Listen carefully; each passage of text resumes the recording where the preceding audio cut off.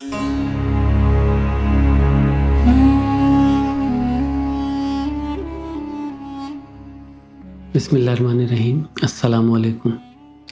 इस्लाम की इब्तिदा से लेके इर्तिक़ा, हाल और मुस्तक़बिल के बारे में जो भी चीज़ें आपने आज तक पढ़ी हैं, ये उसी की एक दास्तान है। एक ऐसे नज़रिए से, एक ऐसे पॉइंट ऑफ व्यू से, जिससे कि आपने कभी भी इसे नहीं देखा होगा। आज का जो हमारा वीडियो है, ये एक ऐसे टॉपिक पे है जो बहुत ही ज़्यादा पॉपुलर तो है ही, लेकिन बहुत ज़्यादा कंट्रोवर्शियल है और इसके जवाबात बहुत ही कम जगह मौजूद हैं। ये एक ऐसा टॉपिक है जिसको लेकर के कई बार इस्लाम के ऊपर सवाल उठाए जाते हैं। ये एक ऐसा टॉपिक है जिसको लेकर के लोगों के पास दलीलें नहीं होती। आपने ये सुना होगा कि किस तरीके से लोगों का मानना है कि इस्लाम सिर्फ 1400 साल पुराना एक मज़हब है, लेकिन इसका भी आज बहुत ही पुरसुकून और मुकम्मल जवाब आपको मिल जाएगा, जिसके बाद आपके पास बहुत सारे दलीलों के साथ साथ बहुत सारे एविडेंसेस होंगे, बहुत सारे प्रूफ्स होंगे दिखाने के लिए कि किस तरीके से अल्लाह का जो दीन है, अल्लाह का जो निज़ाम है, अल्लाह का जो एक वजूद है, ये हमेशा से मौजूद रहा है हर कल्चर में, नॉर्थ से लेके साउथ और ईस्ट से लेके वेस्ट तक। आज के इस टॉपिक का नाम ही है 65,000 साल की इस्लामी तारीख़। और जिस तरीके से साइंस से रिलेट करके मैंने अल्लाह के जो निज़ाम की बात करी है, अल्लाह के दीन के बारे में बताया है, अल्लाह के क्रिएशन ऑफ द यूनिवर्स के बारे में बताया है इससे पहले, उसी तरीके से हर एक टॉपिक पे मेरा एक वीडियो इंशाअल्लाह ज़रूर आएगा, जो कि इस 65,000 साल की इस्लामी तारीख़ की जो सीरीज़ है, उसी के अंदर ये बताएगा कि किस तरीके से दीगर जो मज़ाहिब हैं, जो कल्चर्स हैं, चाहे मैथोलॉजीज़ क्यों ना हों, उनमें भी किस तरीके से जो दीन बताया गया है, किस तरीके से कुछ जो रेमिनेंट्स हैं, जिनको आप कहेंगे कि कुछ निशानियाँ जो बची रह गई हैं अल्लाह के दीन की, वो दिखाई गई हैं। आपको यूट्यूब के ज़रिए कई सारे वीडियोस देखने को मिलेंगे जो आज के वक्त पे बात करते हैं जाइंट्स के बारे में, जो साइंस और इस्लाम की बात करते हैं, जो बात करते हैं जिन्स की, और पता नहीं कितने ही सारे टॉपिक्स। लेकिन आज जो इन्फॉर्मेशन मैं आपको देने वाला हूँ, इस नज़रिए से, इस कोरिलेशन के साथ आज तक आपके पास ये बातें कभी नहीं पहुँची होंगी। हम जानते हैं, बचपन से सुनते आ रहे हैं कि अल्लाह ने 1.25 लाख नबी भेजे हैं। अल्लाह ने कुरान में कहा है कि कोई भी ऐसी कौम नहीं है जिनके पास हमने एक डरा देने वाला नहीं भेजा। लेकिन कुरान में जब जिक्र आता है अंबिया का, वो महज 25 हैं। अगर आप बाइबल या तौरात पढ़ेंगे तो उसमें भी 1.25 लाख अंबिया का जिक्र तो नहीं है। तो ये 1.25 लाख अंबिया का जिक्र कहाँ आ रहा है, किस जगह पे ये अंबिया पहुँचे, किस तरीके से जो अल्लाह का दीन है ये हर कोने में पहुँच चुका है ऑलरेडी, और मोहम्मद रसूलुल्लाह सल्लल्लाहु अलैहि वसल्लम के ज़रिए आखिरी एक जो खित्ता था अरब का, वहाँ पर पहुँचा और वहाँ से फिर पूरी दुनिया में फैला है। कदीम तरीन सिविलाइजेशन में हमें अल्लाह के दीन की निशानियाँ नज़र आती हैं, चाहे वो तौहीद की बात हो या फिर इस कायनात की क्रिएशन की, चाहे फरिश्ते हो, जिन हो, या फिर अंबिया की। अल्लाह ने जब से आदम अलैहिस्सलाम को इस ज़मीन पे भेजा है, तब से तौहीद और शिर्क के बीच में इख्तिलाफ रहा है, और ये हमें हर मज़हब में, हर कल्चर, हर सिविलाइजेशन में देखने को मिला है। आज के पार्ट में हम ये देखेंगे कि किस तरीके से 65,000 साल पुराने एविडेंसेस हमें मिलते हैं अल्लाह के दीन के और ख़ुद अल्लाह के बारे में, जो दीगर मज़ाहिब में, उनकी किताबों में, चाहे केव पेंटिंग्स में, चाहे रॉक आर्ट में हमें दिखता है। तो शुरू करते हैं सबसे पहले एबोरिजिनल ऑस्ट्रेलियंस से। नेचर मैगज़ीन एक बहुत ही पॉपुलर मैगज़ीन है साइंस की। ये साइंटिफिक चीज़ें बताती है, डिस्कवरीज़ के बारे में बात करती है, और साथ ही साथ आर्कियोलॉजिकल जो कई सारे एविडेंसेस निकल कर आते हैं पुराने सिविलाइजेशंस के या फिर पुराने कल्चर्स के, वो भी बताती है। ये एक ऐसी मैगज़ीन है जिसने कि एक सर्वे किया था ऑस्ट्रेलिया के एक नेशनल पार्क में, जिसका नाम है ककाडू नेशनल पार्क, और इन्होंने वहाँ पर पत्थरों पे जो चट्टानें हैं उन पे कुछ पेंटिंग्स सी बनी हुई देखी। ये कोई बहुत आर्टिस्टिक पेंटिंग्स नहीं थी, कोई बहुत ज़्यादा कलर्स का यूज़ करके नहीं बनी थी, सिर्फ पत्थर पे खींची हुई कुछ स्केचेस थे ये। और इसको जब उन्होंने कार्बन डेटिंग करी तो उन्हें समझ में आया कि ये 65,000 साल पहले कुछ एबोरिजिनल जो कि अफ्रीका से अपनी नाव में बैठ कर के ऑस्ट्रेलिया पहुँचे थे, उनके हाथों बनाई हुई चीज़ें हैं ये। जैसा कि आप देख सकते हैं, एक नाव है ये नाव की तस्वीर बनाई किसी एक उस एबोरिजिनल, किसी एक उस अफ्रीकन माइग्रेंट ने जो कि ऑस्ट्रेलिया पहुंचा था। उस वक्त जब उसने पहली बार एक शिप देखी आते हुए यूरोपियंस की ऑस्ट्रेलिया की तरफ। इस रॉक आर्ट को कुनबिम कहा जाता है, जो कि एबोरिजिनल्स का एक अपना अलग स्टाइल था।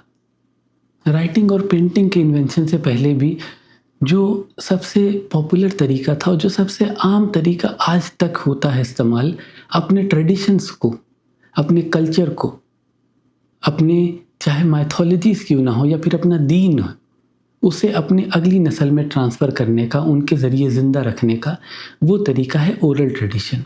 वो गाने गा करके, कहानियाँ सुना करके अपने जो पुराने आबाओ अजदाद के किस्से हैं उन्हें लोगों तक पहुँचाते थे। फ्रांसिस गिलेनॉस एक एंथ्रोपोलॉजिस्ट था जो कि फ्रेंच था। इसने ऑस्ट्रेलियन एबोरिजिनल्स पे स्टडी करी। ये साथ ही साथ एथनोलॉजिस्ट भी था। इसने पढ़ाई करी कि कैसे एथनिसिटी वो डिटरमिन कर सकते हैं लोगों की, कि कौन किस जगह से आया है, किस जगह के लोग हैं ये। और उसने जब एबोरिजिनल्स पे स्टडी करी तो उनके कल्चर की एक बड़ी शानदार चीज़ उसके हाथ लगी, जिसको कि एबोरिजिनल्स ने नाम दिया ड्रीम टाइम या फिर ड्रीमिंग, ख्वाब देखना। ड्रीमिंग एक ऐसा कॉन्सेप्ट है जो एबोरिजिनल्स इस्तेमाल करते थे अपने ख्वाबों को इंटरप्रेट करने के लिए, बताने के लिए कि किस तरीके से उनके जो किस्से कहानियाँ उन्होंने पुराने सुने हैं उनका क्या मतलब हो सकता है। एक पूरा का पूरा जो रिलीजियो कल्चरल वर्ल्ड व्यू था ऑस्ट्रेलियन एबोरिजिनल्स का, वो पता चलता है हमें ड्रीमिंग या फिर ड्रीम टाइम से। फ्रांसिस ने एक और एंथ्रोपोलॉजिस्ट वॉल्टर बॉल्डविन स्पेंसर के साथ मिल करके जो एबोरिजिनल्स हैं उनके जो भी रूट्स हैं उनकी स्टडी करी कि ये कहाँ से आए, किस तरीके का कल्चर था इनका, किस तरीके की इनकी केव आर्ट है, क्या लैंग्वेज है, क्या इनके रस्म रिवाज थे, क्या रिचुअल्स इनके थे। और जब उसने एक कंपाइल किया पूरा का पूरा वर्क, तो उसमें एक वर्ड का जिक्र किया उसने, जिसको वो कहते हैं एल्करिंगा। एल्करिंगा एक ऐसा वर्ड है जिसका मायना होता है कि एक बहुत दूर का जो हमारा माजी बीता है, बहुत ही दूर का, एक बहुत डिस्टेंट पास्ट। और ये चीज़ बहुत ज़्यादा पॉपुलर थी एबोरिजिनल्स में।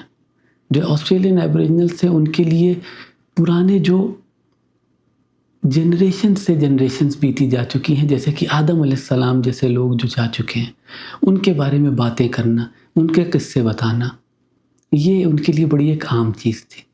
और उनका कोर बिलीफ ये था कि जो उनके पिछली जनरेशन में उनके पास छोड़ के जाया गया है दीन, उसे वो फॉलो करें, उसे आगे लेकर के चलें।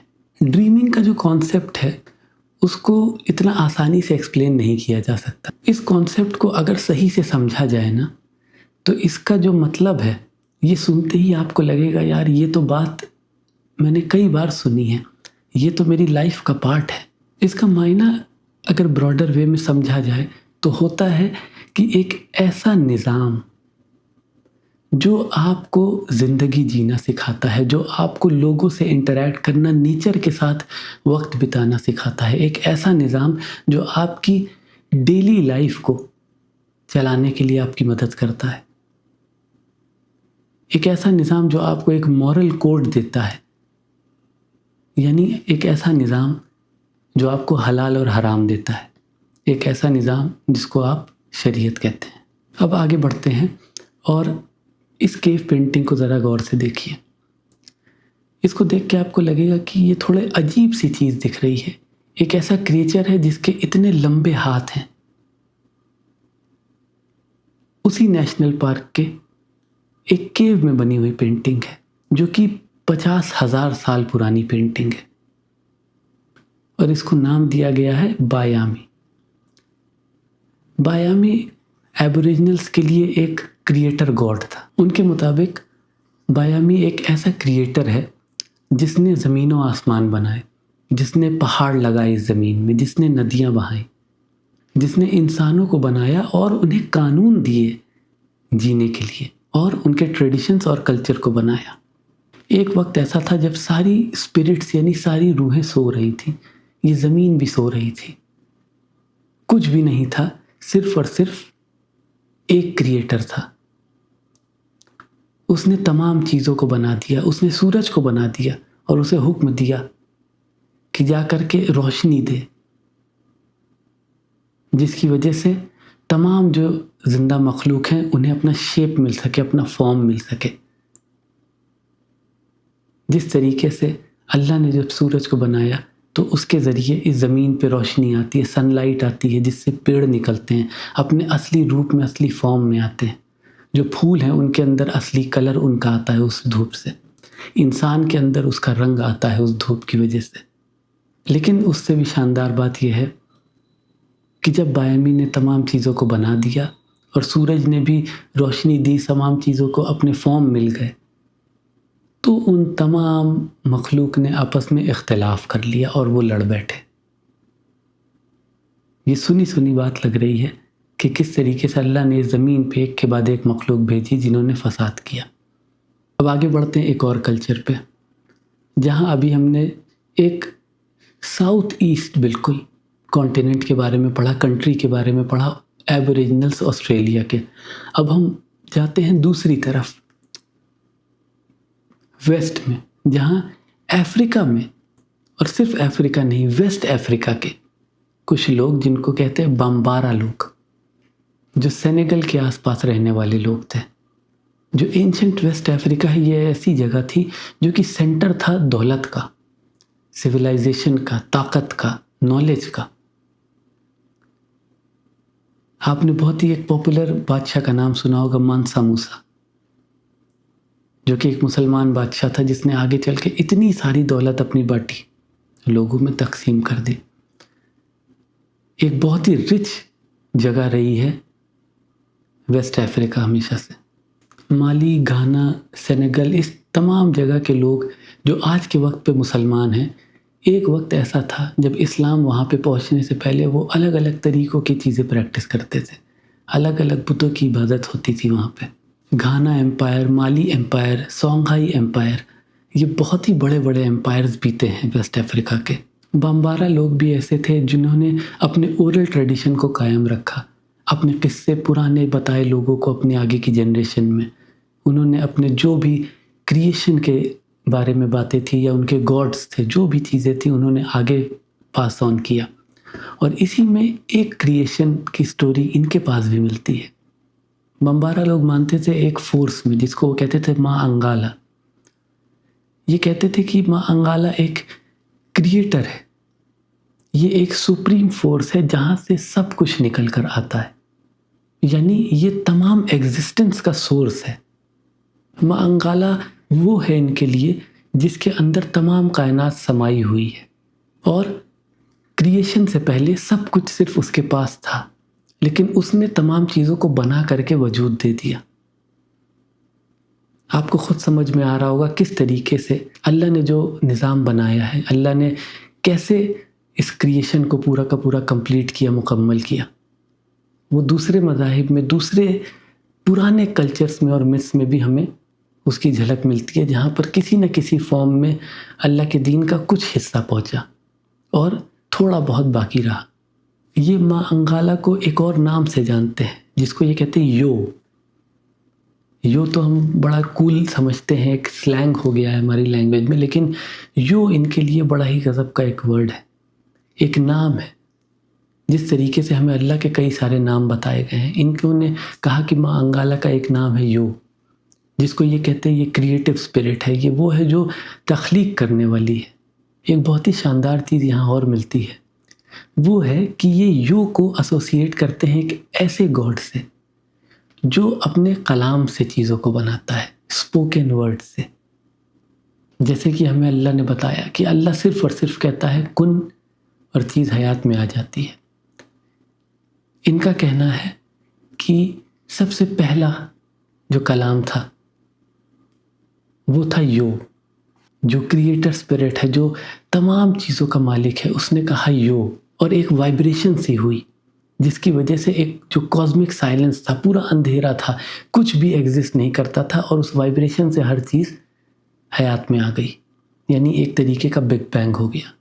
ویسٹ افریقہ کے بمبارا لوگوں میں بھی ہمیں ملتا ہے کہ کس طریقے سے اللہ کے دین کا کچھ حصہ ان کے پاس تھوڑا بہت کسی بھی ڈیفارم حالت میں ہے لیکن موجود۔ آپ سب نے مونالیسا کا نام تو سنا ہوگا، لیونارڈو ڈا ونچی کی بنائی ہوئی ایک اتنی عظیم پینٹنگ جو آج تک لوگ ڈیسائفر نہیں کر پائے ہیں اس کی مسکراہٹ کو۔ لیکن اسی کے تھوڑے دور پہ کچھ سٹون ٹیبلٹس رکھے ہیں۔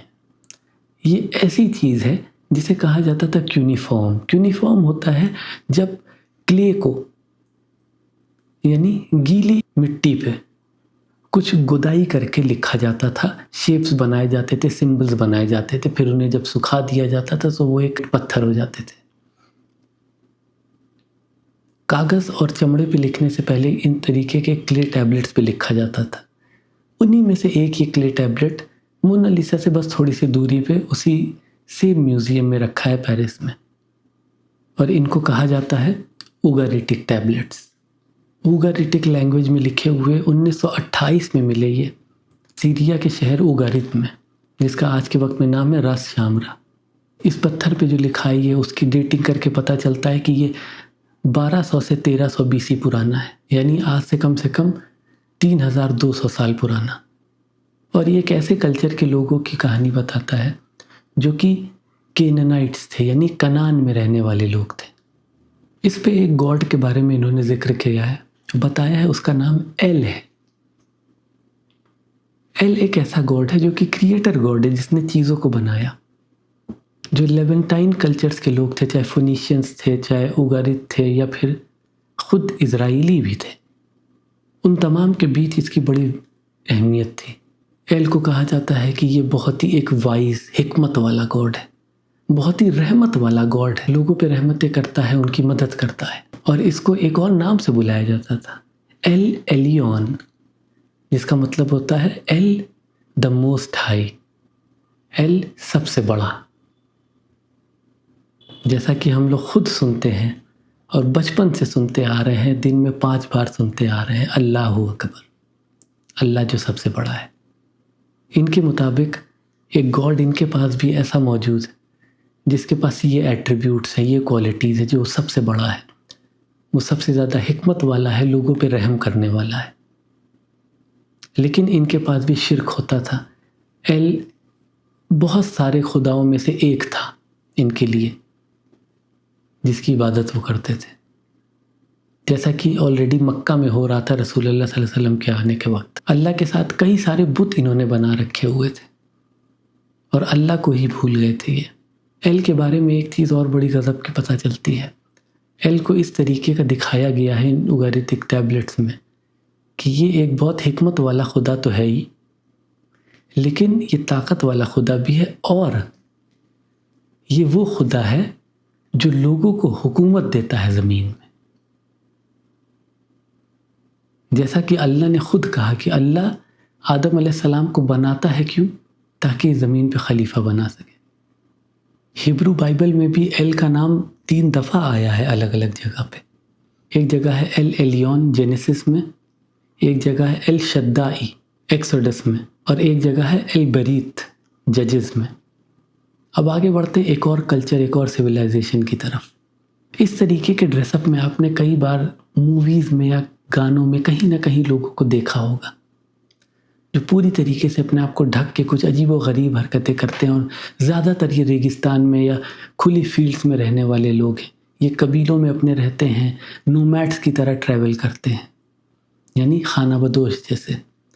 انہیں کہا جاتا ہے شامنز، اور یہ موسٹلی اوریجنیٹ کرتے ہیں ٹرکک اور مونگول میں سے۔ ٹرکک میں انہیں کام کہا جاتا ہے اور مونگولین میں انہیں بو کہا جاتا ہے۔ کہا جاتا ہے کہ یہ وہ ہیں جو کہ خدا سے باتیں کرتے ہیں، جو ایک میڈیٹر کا کام کرتے ہیں انسان اور رب کے بیچ میں۔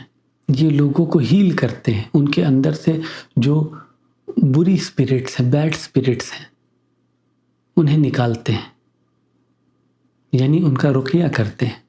کچھ شرکیہ کام بھی ایسے ہیں ان کے جو کہ بتانے ضروری ہیں، جیسے کہ یہ فارچون ٹیلنگ کرتے ہیں، یہ لوگوں کا ہاتھ پڑھ کے ان کا فیوچر بتاتے ہیں، یہ ستاروں کا حال پڑھ کر کے آپ کے مستقبل کے بارے میں بتاتے ہیں۔ کچھ تو ایسے بھی ہیں جو کہتے ہیں کہ وہ ویدر کو کنٹرول کر سکتے ہیں کچھ ریچولز کر کے۔ چنگیز خان کا نام آپ سب نے سنا ہی ہوگا۔ وہ لوگ شامنزم فالو کرنے والے نہیں تھے، ان کا جو دین تھا اس کو وہ کہتے تھے ٹینگرزم، لیکن اس کے باوجود بھی شامنز پہ انہیں بھروسہ تھا۔ وہ ان کے پاس آتے تھے اور آ کر کے ان سے بھوشواڑیاں کرواتے تھے، ان سے گڈ اور بیڈ اومنس کی باتیں کرتے تھے کہ کیا یہ چیز شبھ ہے یا نہیں، یہ قدم اٹھانا اچھا رہے گا یا نہیں رہے گا۔ ایک طریقے سے ان کے پاس اسپریچول گائیڈنس کے لیے آتے تھے وہ۔ لیکن بھلے شامنس کے اپنے خود کے عقیدے، اپنے خود کے جو عمل ہیں وہ بالکل ہی ایک پیگنزم سے ریلیٹڈ ہیں، لیکن کچھ چیزیں تو ان کے پاس بھی ہمیں ملتی ہیں جس سے ہمیں پتہ چلتا ہے کہ توحید کے بارے میں کچھ باتیں تو اللہ نے ان ترکک اور منگولین جو پرانی ٹرائبس تھیں ان کے پاس بھیجی تھی۔ اور اس کے بارے میں ہمیں پتہ چلتا ہے ایک نام سے جو ہے اولگین۔ ان کا ماننا ہے کہ اولگین وہ ہے جو کہ ایک کریٹر گاڈ ہے، جو آسمانوں میں رہنے والا خدا ہے، جو سب سے اونچی جنت کے اوپر رہتا ہے۔ دوسری چیز، یہ وہ خدا ہے جس نے زمین اور آسمان بنایا اور زندگی پھونکی انسان کے اندر، یعنی انسان ان کے پاس موجود تھا جس میں کوئی زندگی نہیں تھی، ایک ڈھانچہ تھا، اور اس نے اس کے اندر سانس پھونکی، ایک لائف ڈالی۔ یعنی جیسے ہمیں پتہ چلتا ہے کہ اللہ نے آدم علیہ السلام کے اندر روح پھونکی جس سے کہ وہ زندہ ہوئے، ورنہ تو وہ صرف مٹی کا ایک ڈھانچہ تھے۔ اسے یہ سورس مانتے ہیں لائٹ اور آرڈر کا، کہ یہ نظام کو چلانے والا ہے۔ اور یہ کہتے ہیں کہ شروع میں کائنات میں کچھ بھی نہیں تھا، صرف ایک اینڈلیس اوشن تھا۔ اور اس سے رسول اللہ صلی اللہ علیہ وسلم کی حدیث آتی ہے کہ اللہ کے نبی نے فرمایا کہ اللہ نے حکم دیا قلم کو سب چیز لکھ دینے کو، زمین اور آسمان کے کریشن کے 50,000 سال پہلے، اور اس کا عرش پانی پہ تھا، یعنی کچھ بھی نہیں تھا، صرف اور صرف پانی تھا۔ اور اس پرائمورڈیل واٹر سے، اس ایک پانی سے جو اللہ کے عرش کے نیچے تھا، اللہ نے تمام زندہ چیزوں کو بنایا۔ اور اس اولگین کے بارے میں ہمیں چنگیز خان سے خود پتہ چلتا ہے، اس کا یہ سیل آپ دیکھیں گے، اور اس میں اس نے مینشن کیا ہے اولگین کا نام، اور کہتا ہے کہ اولگین وہ جو آسمانوں کا خدا ہے، under the power of the eternal heaven, ایک ایسی جنت کے نیچے جو کہ ہمیشہ ہمیشہ کی ہے۔ اتنے سارے کلچرز اور سویلائزیشنز میں سے پہلے ہم نے اپنا سفر شروع کیا ساؤتھ کی طرف سے، پھر ہم ویسٹ کی طرف آئے، پھر ہم واپس نارتھ کی طرف بھی گئے، اب ہم جاتے ہیں پھر سے ایسٹ کی طرف، یعنی ایران یا پرشیا کی طرف۔ زوراسٹرنزم ایک ایسا دین ہے جس کو کئی لوگ یہ بھی کہتے ہیں کہ یہ مونوتھیزم کی شروعات کرنے والا دین ہے، لیکن جہاں تک ابھی تک ہم نے دیکھا کہ مونوتھیزم یعنی توحید، یہ کسی بھی لیٹسٹ جو ریلیجن کے بارے میں ہم جانتے ہیں، خاص طور سے یا تو ابراہیمک ریلیجن ہے یا پھر زوراسٹرنزم ہی کیوں نہ ہو، ان سے بھی کئی ہزاروں سال پہلے سے اس کے کچھ نہ کچھ ریمننٹس بچے ہوئے ہیں الگ الگ جگہوں پر۔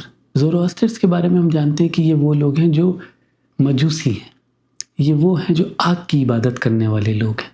لیکن جب ہم غور کرتے ہیں ان کی کتاب پہ، یعنی اویستا، جو ان کی خود کی ریلیجیس بک ہے، ان کا خود کا ایک کلام ہے، وہ کیا کہتا ہے؟ وہ بات کرتا ہے ایک ایسے خدا کی جس کا نام ہے اورا مازدا، اسے یہ اورمازد بھی کہتے ہیں یا ہورمازد۔ اب یہ نام بڑا ہی شاندار ہے، اورا مازدا۔ اس کا مطلب کیا ہے؟ اورا کا مطلب ہوتا ہے دا لارڈ، یعنی رب، اور مازدا کا مطلب ہوتا ہے وائز، یعنی حکمت والا، یعنی ایک حکمت والا رب۔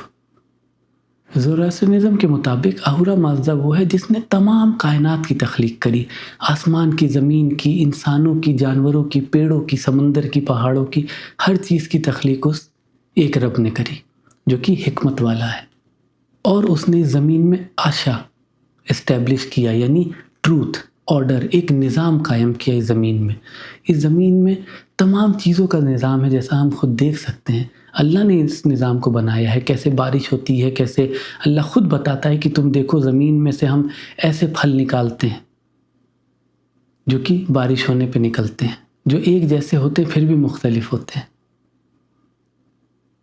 اہورا مازدا کے بارے میں کہتے ہیں زوراسترنزم میں کہ یہ وہ رب ہے جو اس زمین میں ایک آرڈر قائم کرتا ہے، ایک شریعت لاتا ہے ہر چیز کے لیے۔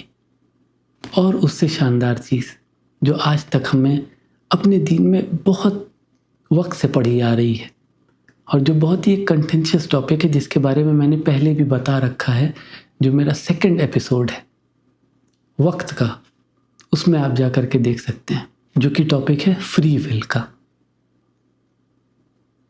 اویستا کہتی ہے کہ اہورا مازدا نے انسانوں کو فری ول دی، چوائس دی، اختیار کا حق دیا، صحیح اور غلط کے بیچ میں چننے کا۔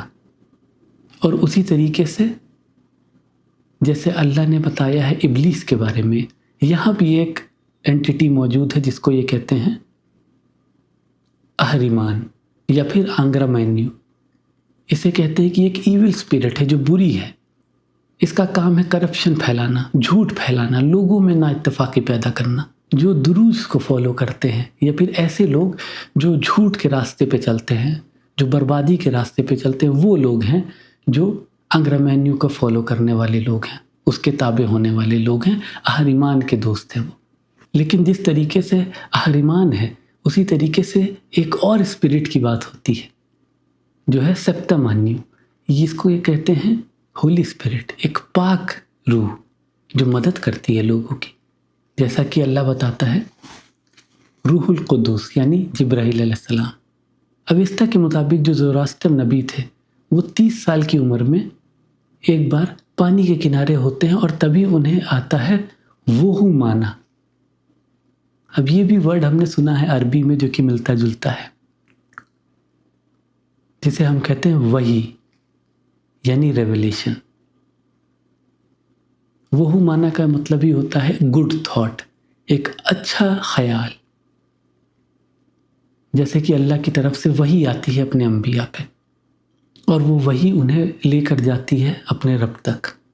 اہورا مازدا انہیں بتاتے ہیں اپنے پورے نظام کے بارے میں، اپنی کائنات کے بارے میں، کس طریقے سے انہیں چنا گیا ہے آرڈر مینٹین کرنے کے لیے۔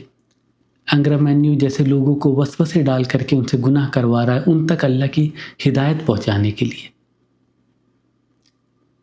تو جیسا اللہ نے قرآن میں بتایا، اسی طریقے سے جو زوراسترنزم کی کتاب ہے اویستا، اس میں بھی آتی ہے چیزیں بالکل سملر۔ ایک رب، اس کے خلاف بغاوت کرنے والا ایک انگرامینیو یا پھر اہریمان، اور نبی زوراستر جنہیں چنا جاتا ہے لوگوں کی ہدایت کے لیے۔ جو انڈو ایرانین ریلیجن آلریڈی موجود تھا پرشیا میں، جہاں شرک ہوتا تھا، زوراستر آ کر کے اسے پوری طریقے سے ریجیکٹ کر کے صرف اور صرف توحید کی بات کرتے ہیں وہاں۔ انہوں نے آ کر کے بتایا کہ توحید پہ چلنا ہے آپ کو 2 چوائسیز ہیں، اچھا یا برا کرنے کی۔ آپ کے پاس فری ول ہے، آپ غلط کر سکتے ہیں یا صحیح کر سکتے ہیں۔ آپ کے پاس آپشن ہے ایک ایتھیکل لائف جینے کا، یعنی ایک اللہ کے نیک بندے بن کے زندگی بتانے کا۔ اس کے بعد آپ کی ایک آفٹر لائف ہے، یعنی آخرت ہے، جس میں جنت یا جہنم کا فیصلہ ہوگا۔ تو اس طریقے سے زوراسترنزم میں بھی وہی ساری باتیں آئی ہیں جو اس وقت موجود ابراہیمک ریلیجنز میں ہیں۔ میمفس شہر تو آپ جانتے ہیں کہ بہت ہی پاپولر شہر رہا ہے ایجپٹ کا۔ اس کی بہت پرانی ہسٹری ہے اور بہت ہی رچ اس کی ہسٹری ہے، چاہے اس کے پیلیسز ہوں یا پھر اس کے پیرامڈس ہوں۔ کتنے بادشاہوں نے یہاں سے رول کیا ہے پورے ایجپٹ پہ۔ نیل ندی کے کنارے بسا میمفس سب سے پہلا کیپٹل تھا ایجپٹ کا۔ شباکا یا شباکو نام کا یہ بادشاہ، یہ تیسرا کشائٹ فیرو تھا، یعنی فرعون تھا 25th ڈائنیسٹی آف ایجپٹ کا، جس نے سن 705 سے 690 BC تک حکومت کری۔ برٹش میوزیم میں رکھا ہوا یہ پتھر یا تو بیسالٹ یا پھر گرینائٹ کا بنا ہوا، یہ بڑی ایک غضب کی کہانی بتاتا ہے۔ اسے اس بادشاہ کے نام پہ نام دیا گیا شباک اسٹون، اور یہ بتاتا ہے ایک گاڈ کے بارے میں इजिप्ट का ऐसा गॉड जिसको ये क्रिएटर गॉड कहते हैं, और उसका नाम बताते हैं पता या फिर टा। मेम्फिस का जो ग्रेट टेम्पल ऑफ टा था, उसमें ये स्टोन रखा हुआ था। शबाका कहता है कि ये जो पत्थर है ना, इस पे जो मैंने चीज़ लिखी है, ये मैंने अपने बाप दादाओं से पहले लोगों से पाई थी, और मैंने उसे और अच्छे तरीके से एक ऐसे फॉर्म में लिख दिया जो कभी ख़राब नहीं होगा। यानी मैंने पत्थर पे उसे लिख दिया, मैंने इम्प्रूव कर दिया उसे। होमर डब्ल्यू स्मिथ ने कहा है कि ये इतना पुराना मैसेज है जो कि भले ही शबाका ने पत्थर पे लिखा, लेकिन असल जो पपायरस पे या फिर चमड़े पे लिखा हुआ था वो फर्स्ट डायनेस्टी का था, और शबाका 25th डायनेस्टी का बादशाह था। तो इतने हज़ारों साल से ये प्रिजर्व्ड एक नॉलेज चली आ रही थी एक ऐसे गॉड के बारे में जिसका नाम है टा। टा के बारे में कहा जाता है, कई सारे नाम हैं इसके, जैसे कि ये वो है जिसने सबसे पहली शुरुआत करी, यानी कुछ एग्जिस्ट नहीं करता था और इसने एक बार कायनात की शुरुआत कर दी। इसको कहा जाता है हक का खुदा, इसको कहा जाता है हमेशगी का खुदा, इटर्नल। इसको कहा जाता है ऐसा खुदा जो दुआएं सुनता है, एक ऐसा जो कि अदल करता है, इंसाफ करता है, जस्टिस करने वाला खुदा है। शबाका स्टोन में लिखा है कि टा ने जिंदगी दी तमाम चीज़ों को, और उनके का भी दिए, यानी लोगों को ज़िंदगी दी, और का यानी स्पिरिट या फिर सोल भी दी उन्हें। लेकिन सबसे शानदार चीज़ टा के बारे में पता है क्या है? इसका क्रिएशन प्रोसेस इतना शानदार है और कुरान से इतना ज़्यादा मिलता है। ये 3 स्टेप्स में टा ने क्रिएशन किया, ऐसा आता है शबाका स्टोन में। पहला स्टेप है कि उसने चाहा, दूसरा स्टेप है कि उसने कहा, और तीसरा स्टेप है कि वो चीज़ हयात में आ गई। कुरान में 5 जगहों पे ये सेम चीज़ दी हुई है। मिसाल के तौर पे सूरह बकरा की 117 नंबर आयत में अल्लाह ताला कहते हैं कि आसमान और ज़मीन को बनाने वाला है वो। जब वो कोई चीज़ चाहता है तो वो सिर्फ उसको क्या कहता है? हो जा, यानी कुन। और तीसरा स्टेप, वो चीज़ हो जाती है। अल्लाह ने कोई चीज़ चाही, अल्लाह ने कहा हो जा, और वो चीज़ हो गई। ये ऐसी चीज़ नहीं है कि इनको अल्लाह से इक्वेट किया जा रहा है, अल्लाह के बराबर रखा जा रहा है, लेकिन ये बताया जा रहा है कि जिस तरीके से अल्लाह का निज़ाम है, अल्लाह का जो दीन है, उसके कुछ न कुछ रेमिनेंट्स हर जगह मौजूद हैं। चाहे ऑस्ट्रेलिया के एबोरिजिनल्स हो, चाहे अफ्रीका के बम्बारा हो, या फिर इजिप्ट में हो, या शामन्स हो। अब हम चलते हैं बिल्कुल ही ईस्ट की तरफ, यानी जापान की तरफ। यहाँ पे रहने वाले एक लोग हैं जिनको कहा जाता है आइनू पीपल, आइनू लोग। मोस्टली नॉर्दर्न जापान और साउथ ईस्ट रशिया के रहने वाले होते हैं ये लोग। इनका भी बड़ा गज़ब का मानना है। इनका मानना है कि हर चीज़ का एक कामुई होता है, यानी एक स्पिरिट होती है, हर चीज़ की एक रूह होती है। और उससे गज़ब की चीज़ क्या, इनका ये भी मानना है कि हर किसी की जो कामुई है, रूह है, ये कभी ख़त्म नहीं होती। ये ऐसी चीज़ है जो कि मरने के बाद असेंड होगी, ऊपर जाएगी, इसका हिसाब किताब होगा, और फिर इसे जो हाईएस्ट हेवन है, सबसे ऊंची जो जन्नत है, वहाँ रहने को मिलेगा, जिसको ये कहते हैं land of the gods. Kotan Kar Kamuy इनका क्रिएटर गॉड है। इनके अकॉर्डिंग हर एक रूह उसके ताबे है, सबको उसने बनाया है और सब उसके आगे जवाब दिए हैं। इसके साथ ही साथ जापान के बगल में चाइना में भी एक चीज़ है जो ये कहते हैं पांगू। पांगू को ये कहते हैं कि ये वो है जिसने आसमान और ज़मीन को अलग कर दिया और इनके बीच ऐसे पिलर्स खड़े कर दिए जिसकी वजह से ये आज तक अलहदा हैं। एक बुक का नाम है सानबुली जी, जो कि 3rd सेंचुरी की है। जू जेंग की लिखी हुई ये बुक, इसमें पांगू का जिक्र आता है। ये भी कहते हैं कि 18,000 साल तक एक अंडा था, सिर्फ एक सिंगल पॉइंट, जिसमें पूरी की पूरी कायनात पक रही थी, बन रही थी, और फिर उसके बाद जैसे ही वो खुला, उसमें से सब चीज़ें हयात में आ गई। अलग अलग जगहों में दुनिया में हमें मिलता है किस तरीके से जो अल्लाह ने हमें अपना दीन पहुंचाया है, उसकी जो बातें हैं वो किस कल्चर में, किस माइथोलॉजी में, किस फॉर्म में आज के वक्त में भी मौजूद है। भले ही वो पूरी तरीके से शिर्क हो चुका है या कुफ्र हो चुका है, लेकिन उसके कुछ कोर बिलीफ्स, कुछ ऐसे लॉस्ट ट्रेजर्स जो हमें आज के वक्त में भी मिल रहे हैं, तो हमें पता चल रहा है कि हाँ, इस जगह पे भी ज़रूर अल्लाह का कोई नबी आया होगा जिसने कुछ बातें बताई इन्हें, लेकिन फिर इन्होंने उसे अपने कल्चर और मैथोलॉजी में बना करके चेंज कर दिया। सुमेरियंस के बारे में तो आप सब ने सुना होगा, ये बहुत ही पॉपुलर टॉपिक आज के वक्त में हो रखा है। क्यूनिफॉर्म टैबलेट मिलता है जिस पे कि अतरहासिस एपिक नाम की एक कहानी लिखी हुई है। ये आज के वक्त में ब्रिटिश म्यूज़ियम में है और ये 18th सेंचुरी BC का है, यानी 1800 BC इराक का, आज से लगभग 3800 साल पहले का। और इस पे भी लिखा है किस तरीके से कुछ फोर्सेस जिन्होंने मिल करके क्रिएशन करी, तमाम पूरी कायनात को बनाया। 5400 BC उबैद पीरियड, यानी आज से 7500 साल पहले का एक शहर एरिडू, जिसका जिक्र आता है और बताया जाता है कि यहाँ पे कैसे कैसे बादशाहों ने हुकूमत करी और वो एक खुदा की इबादत करते थे। ये वो खुदा था जिसका नाम इन्होंने बताया एनकी।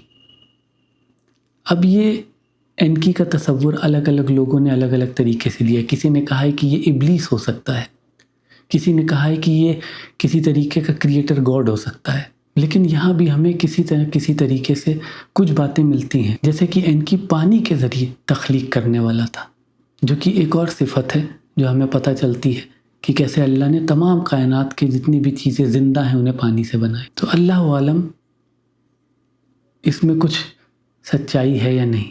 और अब आखिरी एक सिविलाइजेशन पे, आखिरी लोगों पे आ जाते हैं हम, जो एक बहुत ही ऐसी जगह के रहने वाले हैं जो इस वक्त दुनिया का सेंटर बन के रखा है, यानी कि अमेरिका।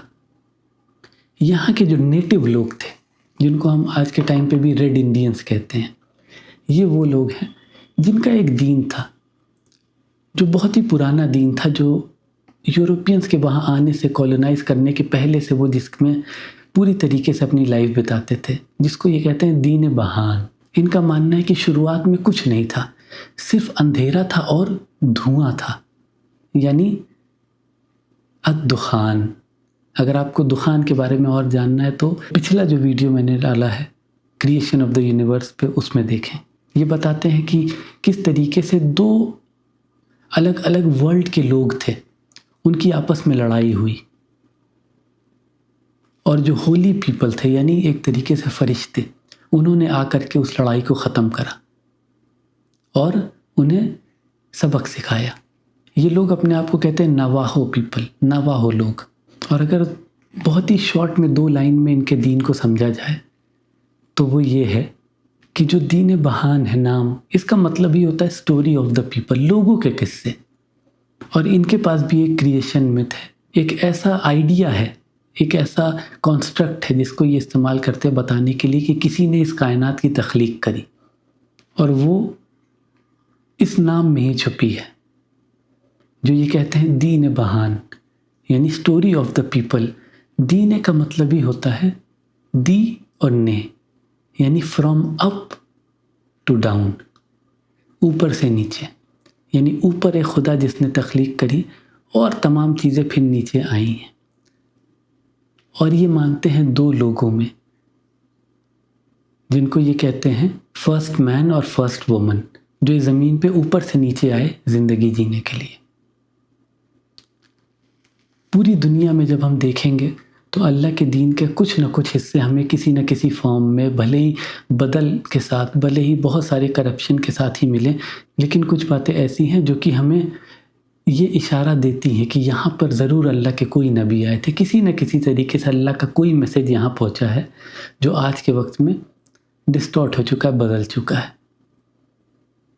तो ये था 65,000 साल पहले का एक एविडेंस कि वहाँ से शुरू हो कर के आज तक हमारे पास कुछ न कुछ अलग अलग पूरी दुनिया भर के कल्चर्स में, और केव पेंटिंग से लेकर के स्क्रिप्चर से लेकर क्यूनिफॉर्म्स में वो चीज़ें मिलती हैं जो अल्लाह ने हमें बताई हैं। इसके आगे की कुछ बातें मैं अब आपको बताऊंगा अगली किस्त में। السلام علیکم۔